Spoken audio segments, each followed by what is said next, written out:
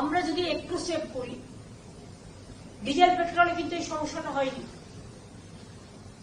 কারণ পেট্রোল তো ভারত কিনছে। আর সিএনজি গ্যাস সব অটোওয়ালার অটো ভাড়াবার কিন্তু এখন পরিস্থিতি হয়নি, কারণ তারা কিন্তু ডিজেলে পেট্রোলে চলে।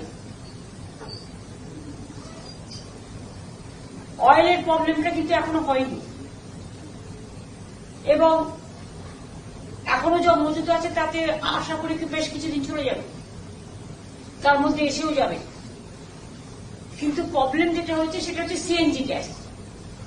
সেখানে সিএনজি গ্যাস যারা সাপ্লাই করে তাদের আমরা ডেকেছিলাম, ডেকে বলেছি আপনারা সিএনজি গ্যাসটাকে সাপ্লাই করুন, যাতে এই যে অটোওয়ালারা ভাড়া বাড়িয়ে দিয়েছে 5 টাকা করে, ন্যাচারালি ওরাই বা কি করে পাচ্ছে না, ওরা যাতে পেতে পারে তার ব্যবস্থা করবে, সেটা ওদের কাছে বলা হয়েছে।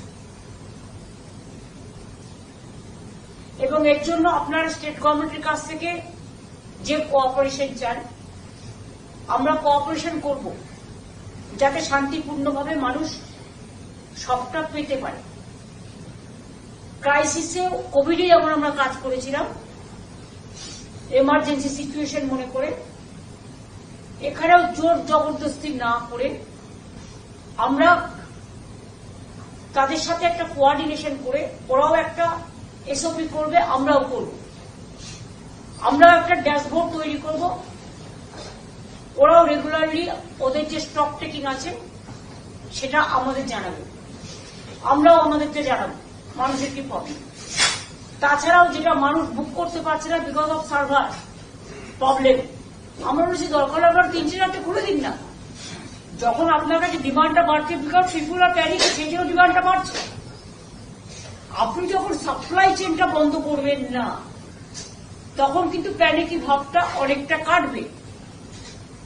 আর আমাদের থেকে মানুষ অনেক বুদ্ধিমান, যে হয়তো 5টা রান্না করত সে কিন্তু কমিয়ে দিয়ে 2টো রান্না করবে, কারণ তাকেও দেখতে হবে আমি যদি আগামী দিন আমি যে গ্যাসটা পাবো সেই গ্যাসটা কাজে লাগাতে পারি। সুতরাং এই সমস্ত নিয়ে ডিটেলস আলোচনা হয়েছে, আলোচনাটা ভালো হয়েছে। এখন এর পজিটিভ দিকগুলো নিয়ে আমি আপনাদের বললাম, বাদবাকি কালকে আমি ডিএমএসপিদের এবং সমস্ত ডিপার্টমেন্টগুলোকে নিয়ে 4:30টার সময় 4:30 ভার্চুয়াল করব।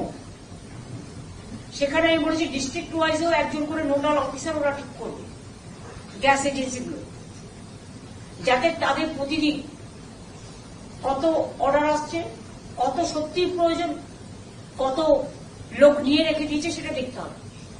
যদি বেশি কারো কাছে রাখা থাকে, কেউ যদি ব্ল্যাকমেলিং বা হোর্ডিং করার চেষ্টা করেন, সেখানে এখন আবার কি হয় জানেন তো, অনেকে অনেকে শত্রু আছে বলে দেবে এ রেখেছে এত, ও রেখেছে এত, সেটা পুলিশকে আমি নজর রাখতে বলেছি। যদি সত্যি সত্যি কোথাও হোর্ডিং হয়ে থাকে, ব্ল্যাকমেলিং কেউ করে থাকে, তাহলে সেটা কিন্তু গভর্নমেন্ট তুলে নেবে এবং তুলে নিয়ে মানুষকে দিয়ে দেবে। এটা আমরা অ্যালাউ করব না। আমরা আবেদন করছি, সব মানুষ হোর্ডিং করে না, সব মানুষ ব্ল্যাকমেলিংও করে না, কারণ মানুষ যখন বিপদে পড়ে, আমি কোভিডের সময় দেখেছি সবাই কিন্তু সাহায্য করেছে। সুতরাং এই সময়ও আমি মনে করি যে আমাদের সবাই সাহায্য করবে। ये तो हमारा हक में सप्लाई चेन नहीं है, it belongs to Government of India. लेकिन तब भी हम लोगों ने सब ऑर्गेनाइजेशन को, जिसको गैस कंपनी है, सीएनजी कंपनी है, सब को बुला के मीटिंग करके हमारा जो जनता के लिए करना चाहिए था वो हमने उसको रिक्वेस्ट करके कुछ प्रॉब्लम समस्या समाधान करने के लिए तरीका निकलाया, उसको बताया। अभी हमको वॉच करके देखना है कितना तक वो मान के चलेंगे।